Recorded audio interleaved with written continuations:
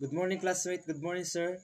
Our topic for today is the contribution of Greek, Persian, and Romans in the development of science and technology. The classic Greek philosophers, 400 BC to 400 AD. Classical Greece saw a flourishing of philosophers, especially in Athens during its golden age. Of these philosophers, the most famous are Socrates, Plato, and Aristotle. Socrates, bust of Socrates, currently in the Louvre. Plato was a Greek philosopher born in Athens. He founded the Platonist school of thought and the Academy, the first institution of higher learning on the European continent. Socrates, born in Athens in the 5th century BCE, marks a watershed in ancient Greek philosophy. The Big Three Greeks. Socrates teach Plato. Socrates left no writing of his own.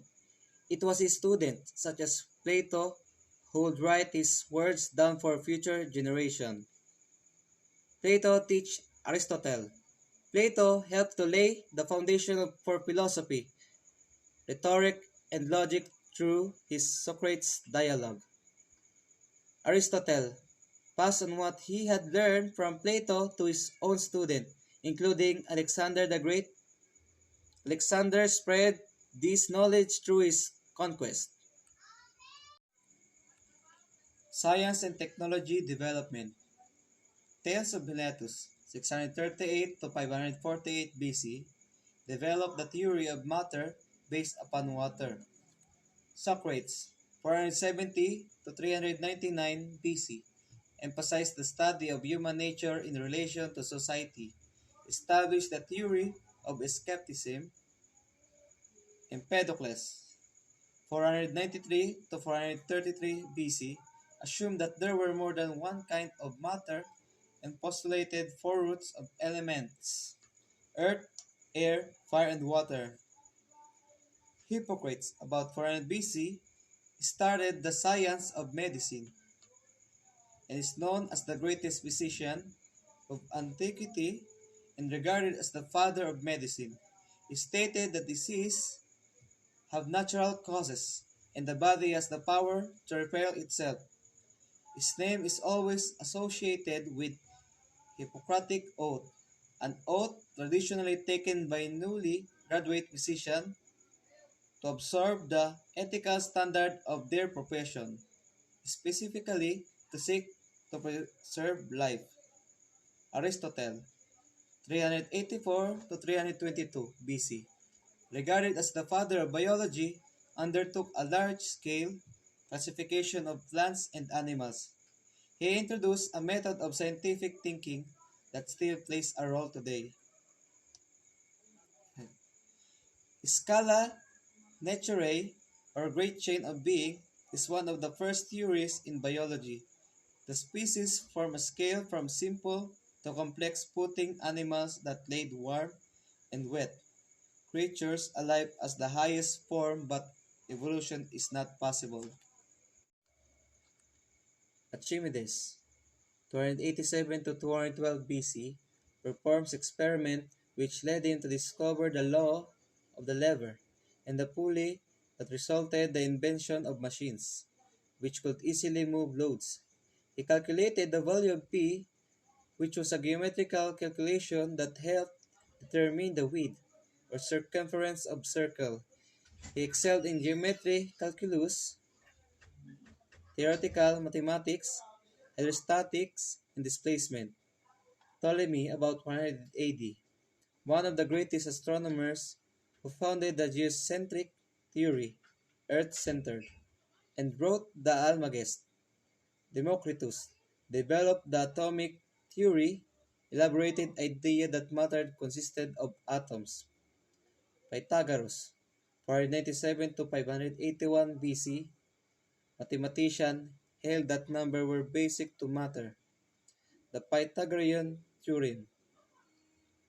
Plato dealt with nature of the universe, ascribed geometric form composed of bounding planes to the elements of earth, fire, and water.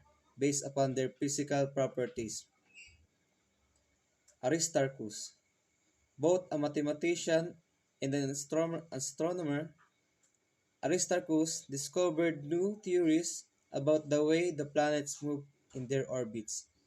Aristarchus thought that even though the Earth revolved around the Sun, it also spun on its own axis, or spin point, as it followed its orbit around the Sun.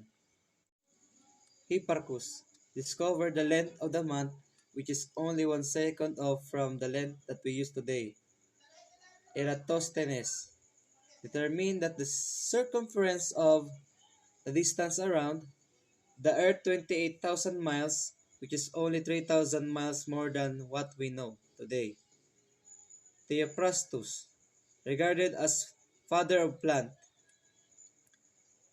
science, wrote History of Plants in which he described the forms, behavior, morphology, and properties of some 500 foods and medicinal plants. Most outstanding botanist of the early botany, he wrote Causes of the Plants, in which he described grafting method, seeds, effect, the temperature upon plants, the relation of weather to soil, and the taste and perfumes of plants. The manuscript also deals with medicinal uses of plants. Persian civilization. The Persian Empire or Persian civilization is the name given to a series of dynasties centered in a modern day Iran that spanned several centuries from the 6th century BC to the 20th century AD. The first Persian, founded by Cyrus the Great around 550 BC, became one of the largest empires in history, stretching from Europe's Balkan Peninsula in the west to India, Indus Valley in the east. This Iron Age dynasty, sometimes called the Achaemenid Empire, was a global hub of culture, religion, science, art, and technology for more than 200 years before it fell to the invading armies of Alexander the Great. Persian Empire. Persian carpet. A Persian carpet or Persian rug is a heavy textile made for a wide variety of utilitarian and symbolic purpose. Produced in Iran, Persia either for home use or for sale. Carpet weaving is an essential part of Persian culture. Persian carpets and rugs of various types are famous for their elaborate colors and artistical design and are treasured in museums and private collections all over the world today.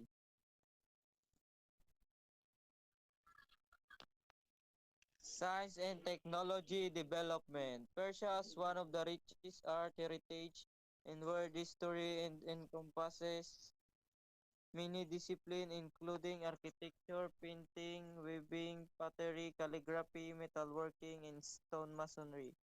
Persian rugs have always been a vital part of Persian culture. A.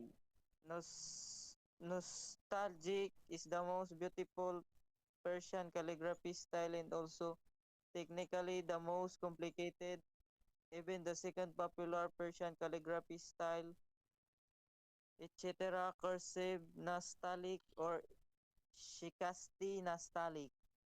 B. Pottery. The taste and talent of Persian people can be seen throughout the design of their earthenware, ceramic art objects such as figures, tiles, and tableware made from clay and other raw materials.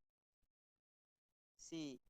Domes were an important part and constructed on the first large scale in Persia. The outer surface of domes are mostly mosaic face, which creates a magical view.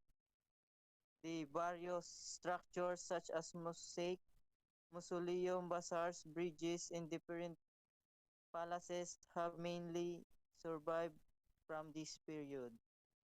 A wind tower is a chimney-like structure positioned above the house to catch the prevailing wind.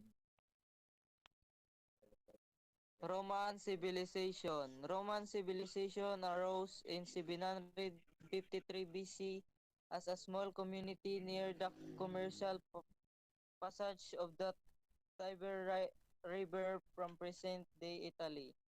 Rome became one of the most successful imperial powers in history.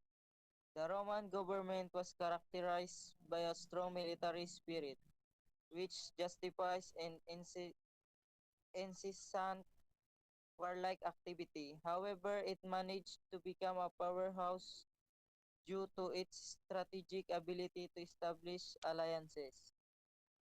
Unlike the Greek, who excluded foreigners and sub subdued the conquered peoples, Rome incorporated them into its political social system and granted them Roman citizenship.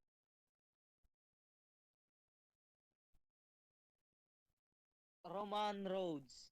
The Romans primarily built concrete for their military.